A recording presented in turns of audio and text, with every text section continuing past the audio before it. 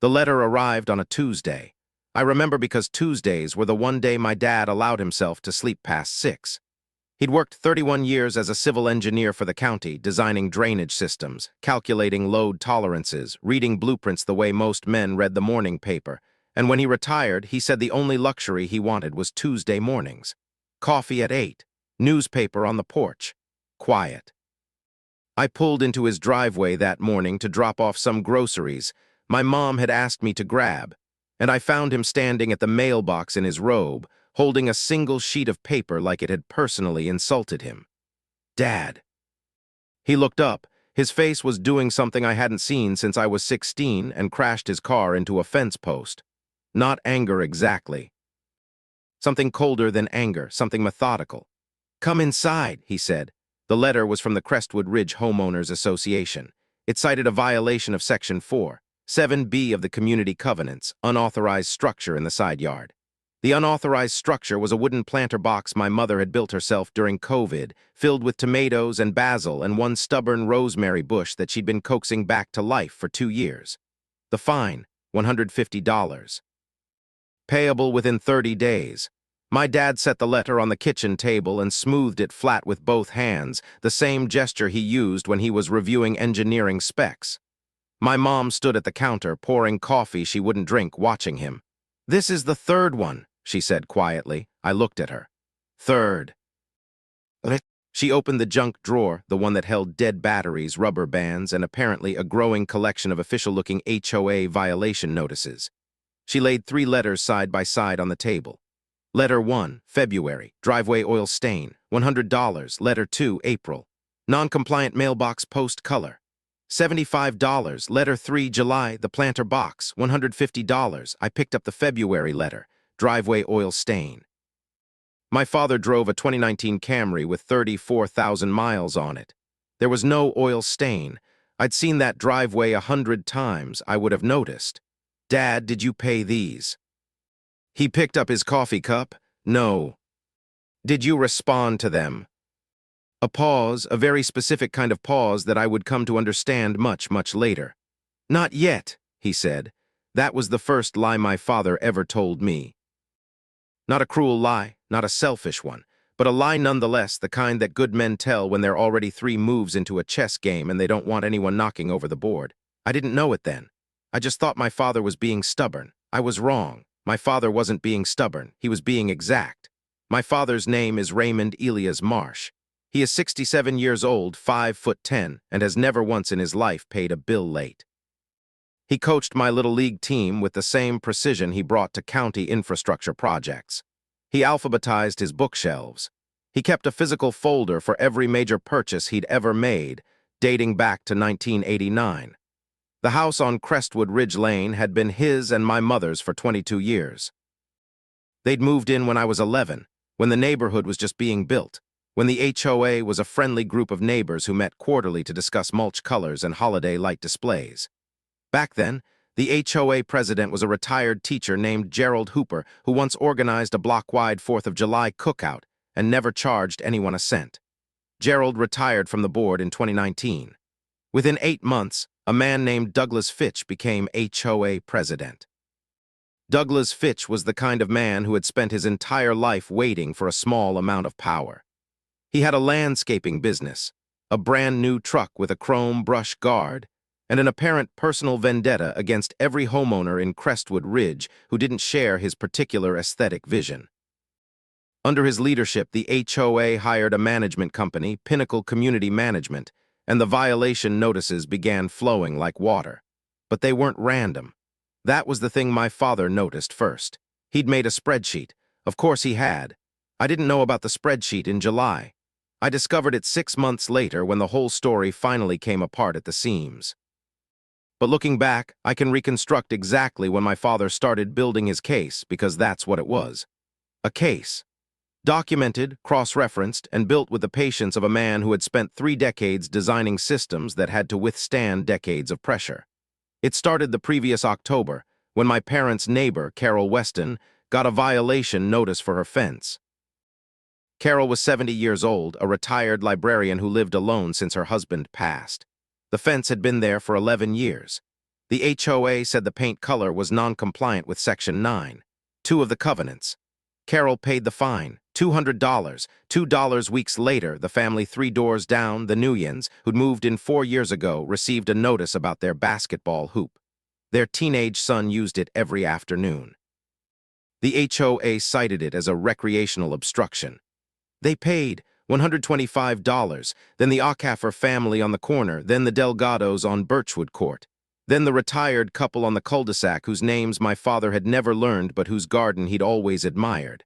My father started writing it down, not as gossip, as data. He cross-referenced the violation recipients against the neighborhood directory.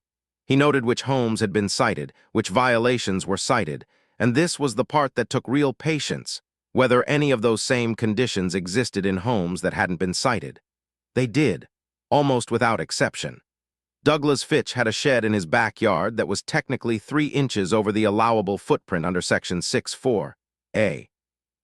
His neighbor, a man named Terrence Webb, who sat on the HOA board, had a truck parked on his lawn every weekend in clear violation of Section 11(2)(c). Another board member's porch lights used a warm amber color specifically prohibited under the exterior lighting guidelines. None of them had ever received a notice. My father didn't say anything to anyone about what he was finding. Not to my mother, not to me. He just kept building his spreadsheet, kept noting dates and names and code sections and fine amounts, kept watching the pattern crystallize with the quiet certainty of a man who had learned over a long career that the truth is always in the data. You just have to be disciplined enough to find it. By the time the planter box letter arrived in July, he had 10 months of documentation.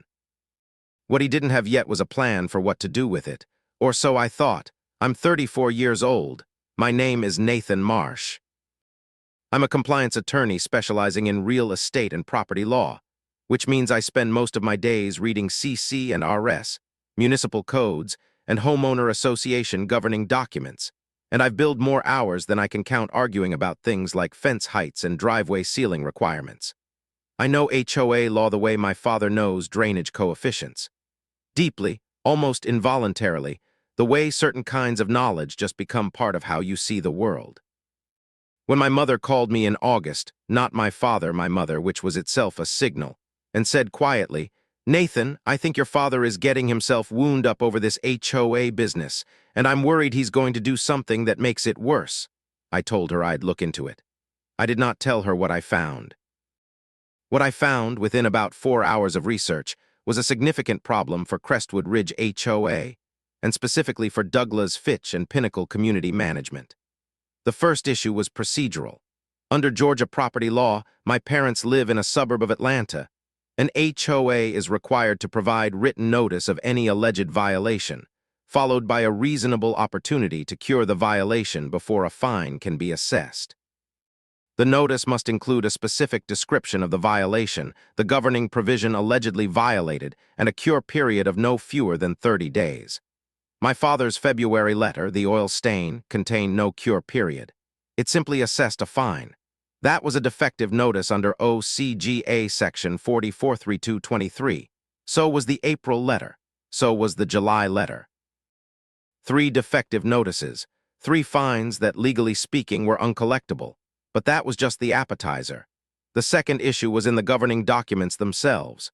Crestwood Ridge's CC and RS had been amended in 2021 during Fitch's tenure. I pulled the amendment records from the county recorder's office. The amendment, which had substantially expanded the HOA's enforcement powers and fine schedule, had been passed at a special meeting. Special meetings require specific notice procedures under both the community's own bylaws and Georgia law. Notice must be mailed to all homeowners at least 10 days in advance, must specify the business to be conducted, and must meet a quorum requirement. I requested the meeting minutes and notice records from Pinnacle Community Management, framing it as a routine legal inquiry on behalf of an unnamed client. They sent them over in about a week, apparently not concerned. They should have been. The 2021 amendment meeting had been noticed with 7 days lead time, not 10. The notice had been emailed to homeowners but not mailed, a distinction that matters under the bylaws, which specified postal mail. And the quorum had been established with 19 homeowners present out of a required 23. The 2021 amendment was, in my legal opinion, procedurally invalid, which meant that every fine issued under the expanded fine schedule, the higher amounts that Fitch had introduced, was based on an invalid governing provision. I sat with that for a while, because here's the thing, I could have called my father that week. I could have told him what I'd found, handed him the ammunition, and let him run with it. That would have been the simple thing, the obvious thing. Instead, I made a decision that I've spent a lot of time since then trying to justify, and I'm still not entirely sure I was right to make it. I decided to build an airtight case first, quietly, without involving my father or creating the risk that he'd get impatient and move too early or say the wrong thing to the wrong person before the trap was fully set. I told myself I was protecting him, protecting the case. I told myself he didn't need to know everything yet. My mother would later call that the Marsh family curse. The men in this family, she'd say, shaking her head, always playing chess when everyone else just wants to talk. She wasn't wrong, so I built my case. I documented the procedural defects. I assembled the statutory citations. I drafted what I internally called the nuclear option, a formal demand letter that, if submitted to the HOA, would force them into a position with three choices: rescind all outstanding violations against my parents and several other homeowners, enter into a binding mediation, or face a civil action that would, at minimum, embarrass them publicly, and at maximum, result in the invalidation of the 2021 amendments and a potential class action on behalf of every homeowner who'd paid an improperly noticed fine. I kept that letter in a draft folder on my computer for 11 weeks. My father, 3 miles away, kept building his spreadsheet. Neither of us knew what the other was doing. Then Sandra Park knocked on my parents' front door. Sandra Park was 38, Vietnamese-American, and had moved into Crestwood Ridge 14 months ago with her husband James and their 2 daughters. She was a high school history teacher. She was also, it turned out, quietly furious. She'd received 4 violation notices in 14 months. 4. Her mailbox was the wrong height. Her front door was the wrong shade of red. Her daughter's sidewalk chalk drawings were cited as temporary defacement of common area surfaces, even though the chalk was on their own driveway, not a common area, a distinction that Pinnacle apparently didn't feel obligated to respect. She'd paid 3 of the fines. The 4th, a $300 notice for the door color, she'd refused to pay. She'd also started talking to neighbors. She'd been collecting names for 6 weeks before she knocked on my parents' door on a Sunday afternoon in October. My father answered. Sandra explained who she was, what she'd been doing, and that she had 17 homeowners in Crestwood Ridge who'd agreed to meet together and discuss the violation situation collectively. She'd heard, through the neighborhood grapevine, that my father was someone who paid attention to things. My mom told me later that my father stood in the doorway for a long moment without speaking, and then he stepped back and held the door open. "Come in," he said. "I'll make coffee." He did not tell her about the spreadsheet, not right away. Instead, he listened. For almost 2 hours, he listened to Sandra describe what she'd found, the pattern of targeted enforcement, the disproportionate citations against newer residents and minority homeowners, the impunity of board members who violated the same rules they were enforcing against others. She laid out her information on the kitchen table. It was thorough and it was enraging, but it was also, to my father's trained eye, incomplete, emotional, anecdotal. It needed what he had. He thought about it for 3 days. On the 4th day, he called me, not to tell me what he'd found, not to ask for help. He called to ask a question that, at the time, seemed almost academic. "Nathan, if an HOA fine notice doesn't include a cure period, what does that mean legally?" I went very still. "Dad, why are you asking?" "Just curious, you're the lawyer."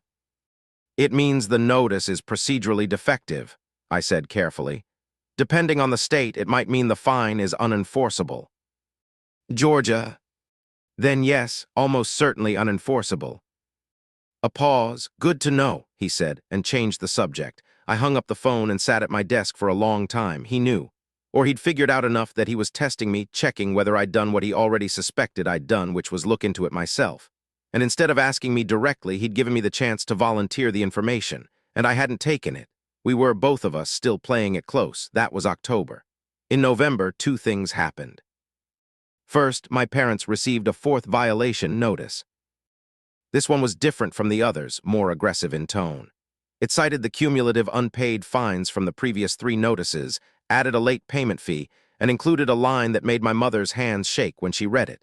Failure to resolve outstanding violations may result in a lien being placed on the property. A lien. On a house my parents had owned for 22 years, free and clear, having paid off the mortgage a decade ago. My mother called me that night. I could hear in her voice that she was working hard to sound calm and failing at it. "They're talking about putting a lien on the house, Nathan." "They can't do that," I said.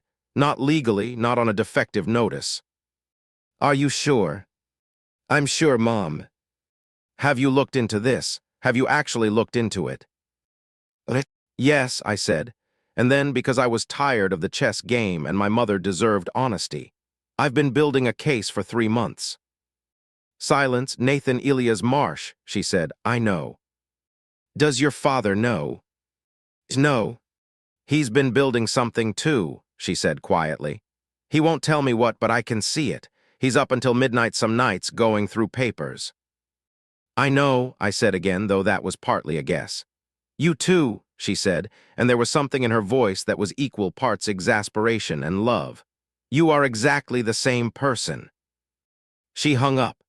The second thing that happened in November was that Sandra Park submitted a formal complaint to the county's Consumer Affairs Division regarding Pinnacle Community Management's violation notice procedures. She'd done it herself without a lawyer based on her own research. It was a smart move, not quite right legally, but pointing in the right direction. It was enough to get a letter from the county sent to Pinnacle asking for documentation of their notice practices. Pinnacle forwarded a copy of that county inquiry to every homeowner in Crestwood Ridge as a show of transparency. My father received his copy on a Wednesday and read it twice at the kitchen table. Then he picked up the phone and called me. "I need you to come over this weekend," he said. "Bring whatever you've been working on." It wasn't a question, it wasn't even quite a request. "Okay," I said. "Your mother told you," he said. "She did." "Bring the whole file," he said. The meeting happened on a Saturday in late November, the weekend after Thanksgiving, when Atlanta had gone cold in that grudging southern way, and the leaves in my parents' backyard had turned copper and burgundy and fallen into my mother's garden beds. Sandra Park was there. She'd arrived before me, which meant my father had called her first, which meant he'd been planning this gathering with more intention than he'd let on. She sat at the kitchen table with a stack of folders and the focused expression of someone who had decided some time ago that she was done being polite about this. James Park was with her, a quiet man, an engineer like my father, who mostly listened and occasionally asked precise questions. Their older daughter sat on the back porch steps in a puffy vest, doing homework, periodically visible through the sliding glass door. My mother made enough food for twice as many people, which was her response to any situation that felt like it might be difficult. There were sandwiches and a soup and a pie that nobody had room for, and everyone eventually ate. My father sat at the head of the table. He had his laptop open, which still surprised me because he'd resisted getting one until about 2018, and he had a printed document face down in front of him that he hadn't revealed yet. I had my briefcase. I set it on the floor next to my chair and didn't open it. We went around the table first. Sandra briefed everyone on where her county complaint stood. James had found a real estate attorney in Decatur who'd offered a preliminary consultation and confirmed what I already knew: the 2021 amendment had procedural problems. He hadn't hired the attorney yet. Money was a concern. My father listened to all of it. He sipped his coffee. He nodded occasionally. He didn't interrupt once, which for him was an act of extraordinary self-discipline. When Sandra finished, there was a silence. Then she looked at my father. "Mr. Marsh," she said, "you've been quiet. I feel like you have something." My father looked at her for a moment, then he looked at me. "Nathan," he said, "why don't you go first?" I took a breath. I picked up my briefcase and set it on the table and opened it. I took out a 40-page document, tabbed, indexed, formatted the way I would have formatted a brief for submission to Superior Court, because that was the standard I'd held myself to. "I'm a compliance attorney," I said to Sandra and James, who hadn't known that. "I've been building this for about 14 weeks. I slid the document to the center of the table. What you have here is a formal demand letter and supporting memorandum, establishing 3 independent grounds for the unenforceability of every fine Crestwood Ridge HOA has issued to residents in this room, and several others. Sandra opened to the first tab. Her eyes moved quickly. The procedural defects in the violation notices are documented in Section 1, I said. The notice requirements under OCGA. Section 4432-23 are clear, and none of the 3 notices my parents received comply with them. I've reviewed the notice documents Sandra obtained through her county complaint, and based on those, the defect applies to at least 14 other households. 14, James said, minimum. What about the 2021 amendment? Sandra asked. She'd found it quickly in the index. She was clearly someone who read fast and well. Section 2. The amendment was passed at a procedurally defective special meeting. I've obtained the meeting minutes, the notice records, and the quorum sheet. I have a formal legal opinion from a partner at my firm, offered pro bono, confirming that the amendment cannot withstand a challenge under the community's own bylaws. Sandra set down the document. She looked at me for a long moment. Why, she said slowly, didn't you tell anyone you were doing this? It was the right question, a fair question. I opened my mouth, because I asked him not to. My father's voice, quiet, certain. I turned and looked at him. He turned over the document that had been lying face down in front of him. I asked Nathan not to share anything until I told him it was time, my father said. About 6 weeks ago, after we spoke on the phone. I stared at him. Dad, you never. I told him I needed to finish something first, my father said. He was looking at the table, the way he looked at things he'd built and was quietly proud of. And I asked him to wait.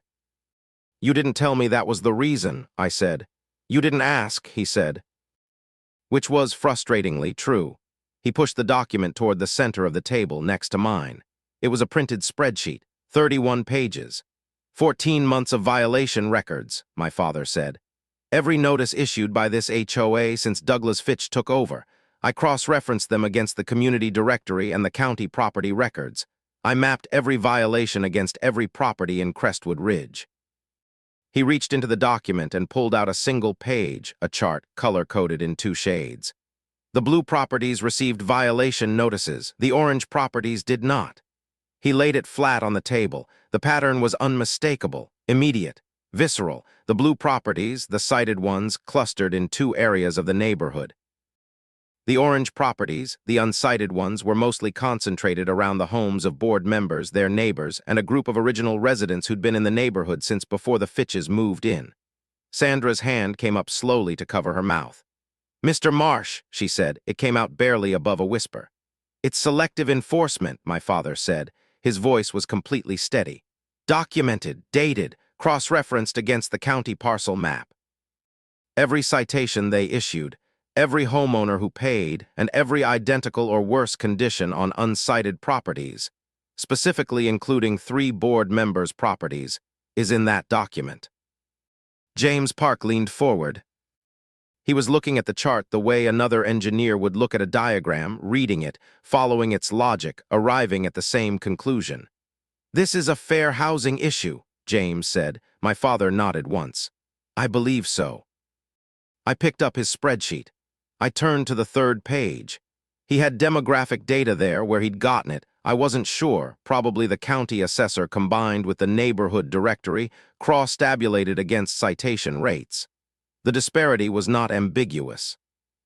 14 months ago, Douglas Fitch had taken over the HOA and begun selectively enforcing rules against newer residents, a disproportionate number of whom were families of color, while leaving the violations of longtime white homeowners and board members completely unaddressed. My father had documented all of it. Dad, I said. He looked at me. When did you start this? October of last year, he said. When Carol Weston paid $200 for a fence she'd had for 11 years. 1 year, he'd been doing this for 1 year in silence with the precision and patience he'd brought to everything in his professional life, building a record so airtight, so methodical that it couldn't be dismissed or challenged or talked around. My mother, who had been standing at the counter throughout all of this, set down her coffee cup very deliberately. Raymond, she said. Ruth. You've been working on this for a year. Yes. You didn't tell me. A pause, the briefest softening in his expression. I didn't want you to worry. And you, she said, turning to me. You've been working on this for 3 months. Yes. Neither of you said a word to the other. We spoke in October, my father said. That is not what I mean, and you know it, she said. Sandra Park looked between me and my father. Then she looked at her husband. Something was moving in her expression, something that had started as astonishment and was becoming something else. You were both doing the same thing, she said, this whole time. The room was quiet for a moment. Outside, through the sliding glass door, Sandra's daughter had looked up from her homework and was watching a bird in the garden with the uncomplicated attention of someone who didn't yet know that the adults inside were sitting in the wreckage of a year's worth of silence. We were, I said. I looked at my father. We were both trying to do the same thing. He was looking at his spreadsheet. He reached out and straightened one corner of it, a small, precise gesture. I didn't want to involve you, he said. He wasn't talking to the table anymore. He was talking to me. You have a practice to protect. If this went sideways, if Fitch decided to get aggressive, if there was a counterclaim or a complaint to the bar, I didn't want it coming back on you. I felt something move through my chest, slow and complicated. Dad, that's literally why I didn't tell you. Because I thought if it went sideways, you'd be the one holding the bag. I thought if I kept you out of it until it was airtight, you couldn't be accused of anything. My father looked at me. For a second, just a second, something in his face broke open. Not dramatically, just a small, quiet fracture in the engineer's composure, the kind you'd miss if you weren't watching. You were protecting me, he said. You were protecting me, I said. James Park exhaled slowly. He rubbed the back of his neck. That's a lot. It's a family thing, Sandra said softly. She wasn't laughing, but there was something warm in her voice. My father did the exact same thing to me when I was in law school. He had a dispute with a contractor, and he spent 8 months building a file because he didn't want to ask for my help. 8 months. What happened? My mother asked. I found out when he was about to take it to small claims court. We settled it in 2 phone calls. She paused. He was furious that it was that easy. My father made a sound, not quite a laugh, almost. Raymond, my mother said, walking to the table, sitting down in the chair beside him. She put her hand on his forearm. You could have told me, both of you could have said something. You'd have worried, he said. I was already worried, she said. I've been worried since February. I have been watching you stay up until midnight going through papers and pretending everything was fine, and I have been watching Nathan look tense every time this subject came up, and I have been trying to figure out whether to say something or stay out of it because, she stopped. Because what? I asked. She looked at me, then at my father. Because the men in this family solve things by going quiet and going deep. And I have learned in 39 years that the best thing I can do is stay out of the way and make sure there's food when you surface. My father covered her hand with his. The silence this time was different. It wasn't the tactical quiet of 2 men playing cards close to their chests. It was the other kind. The kind that comes after something has been said that needed saying. Sandra pushed both documents, my briefcase file and my father's spreadsheet, together in the center of the table. Okay, she said. Can we talk about what we actually do with all of this? The question landed us in a 3-hour conversation that covered more legal strategy, more community organizing, and more pie than I would have predicted going in. There were 2 distinct paths in front of us. The first was the emotional path. Take the fair housing data, my father's map, his color-coded chart, and go directly to the press. A local news story, something viral. Name names, show the pattern, and let public outrage do the work. It would be fast. It would feel satisfying. Several people in the neighborhood, Sandra told us, were already talking to a reporter at the Atlanta Journal-Constitution who'd been sniffing around the story. The risk was that it would give Fitch and Pinnacle time to construct a narrative, maybe claim the pattern was coincidence, maybe hire their own attorney to muddy the waters before any legal action could be filed.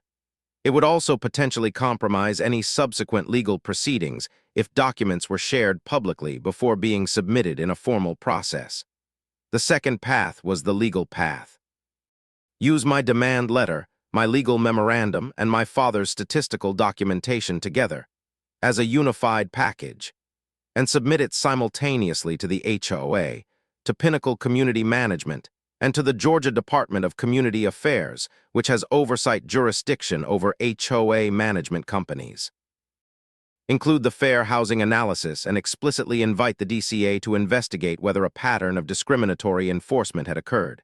No press, no drama, just a very clean, very specific, very legally documented shot across the bow that would give Douglas Fitch exactly two choices: cease the unlawful conduct and rescind the improper fines, or face a regulatory investigation and a civil action.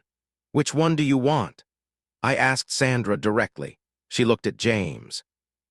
Something passed between them, the kind of quick, wordless marital communication that my parents also had and that I privately envied.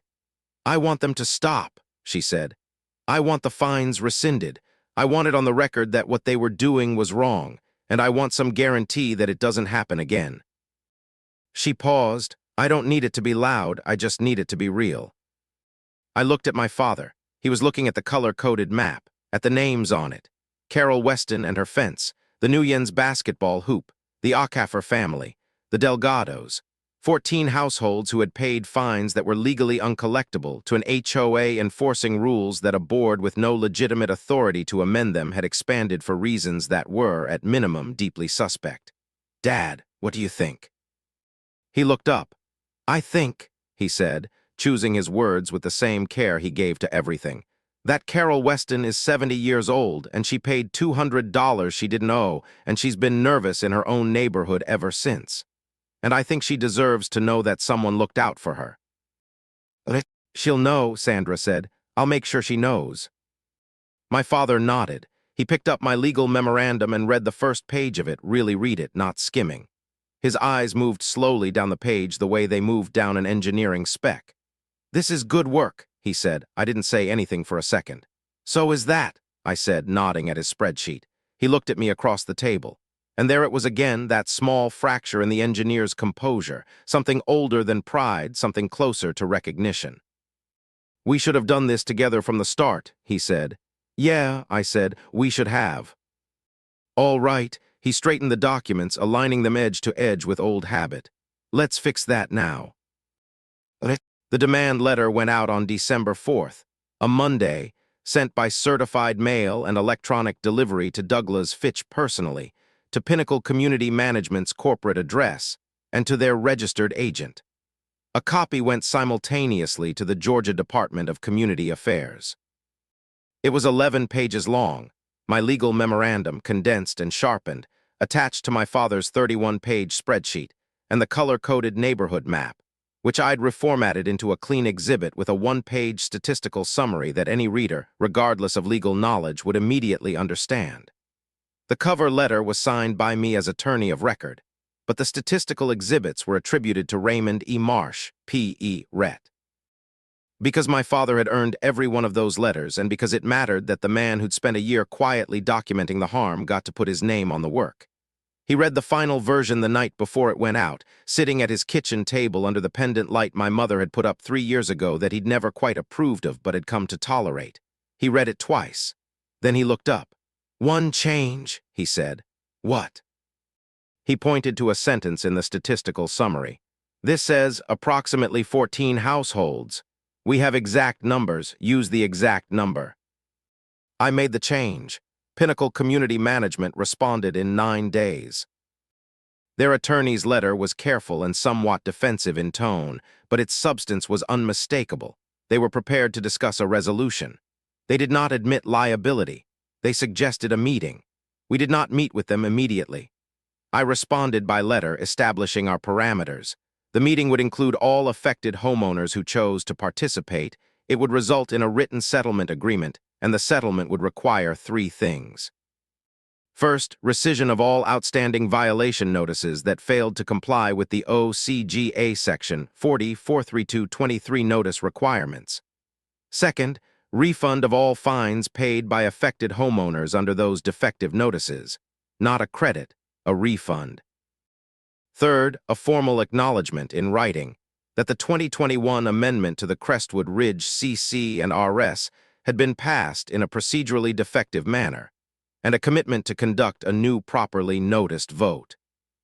I also included, without comment, a copy of the Georgia Fair Housing Act and its enforcement provisions, along with a note that we had retained the right to refer the statistical pattern in my father's documentation to the appropriate authorities independently of the HOA settlement. That letter took about 3 days to get a response. The response agreed to a meeting. The meeting happened in January at a conference room in a law office in Buckhead. Douglas Fitch was not present. Pinnacle's attorney explained, without apparent embarrassment, that Mr. Fitch had stepped back from an active role in HOA governance. He had, we later learned, resigned from the HOA board 2 days after receiving our December 4th demand letter. I thought about Carol Weston when I heard that. The settlement was reached in 4 hours. It was exactly what we'd asked for: rescission of all defective notices. Full refund of all fines paid, 43 homeowners, $8,400 total, an amount that felt both small and enormous depending on how you looked at it. Written acknowledgement of the procedural defects in the 2021 amendment. A commitment to a new properly noticed community vote on the CC and RS, with all homeowners receiving postal mail notice. There was one addition that Sandra had asked me to include, and that I'd initially been uncertain about. A requirement that the HOA's incoming management company, they'd already begun transitioning away from Pinnacle, implement a written enforcement policy that documented how violations were identified and by whom, and required that any enforcement action be triggered by a neutral inspection process rather than individual complaints from board members. It was a structural fix, a systems-level change, the kind of thing that makes future abuses harder, not impossible, but harder.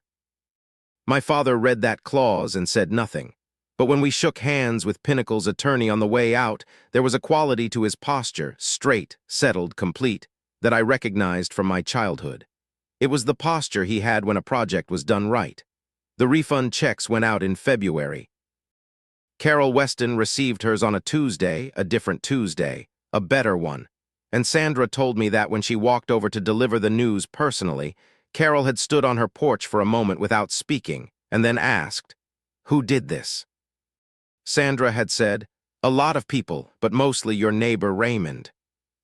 Carol had called my father that afternoon. My mother answered because my father was in the backyard doing something with the gutters. She took a message. When she told him, he said, "I'll call her back," and went inside and washed his hands at the kitchen sink for a long time before picking up the phone. I wasn't there for that conversation. I only know about it because my mother told me, and she only knew because she stood in the hallway and listened. Which she said she wasn't doing, and which I absolutely believe. In March, we went to a community meeting. Not an HOA meeting. Those were separate, newly organized, chaired by a rotating group that included Sandra Park and 3 other homeowners who'd been through the process. This was different. A cookout-style gathering in the park at the center of Crestwood Ridge, organized by Sandra with the stated purpose of just getting to know each other. My wife Caitlin came.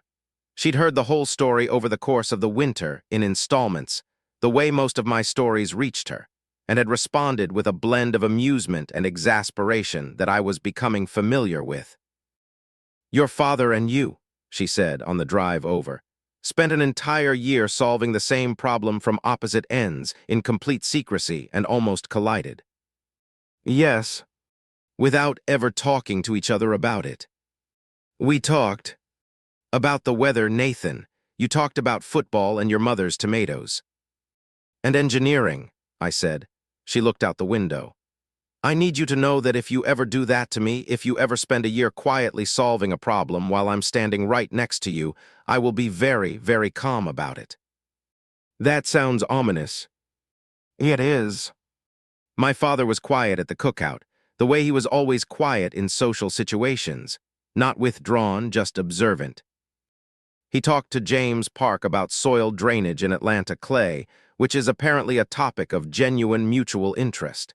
He ate one of my mother's sandwiches and 2 pieces of someone else's pie. He watched the neighborhood. Late in the afternoon, when the light had gone low and orange and the younger kids had started a chaotic game involving a frisbee and no clear rules, I found myself standing next to him at the edge of the park, both of us watching Sandra Park laugh at something Carol Weston was saying.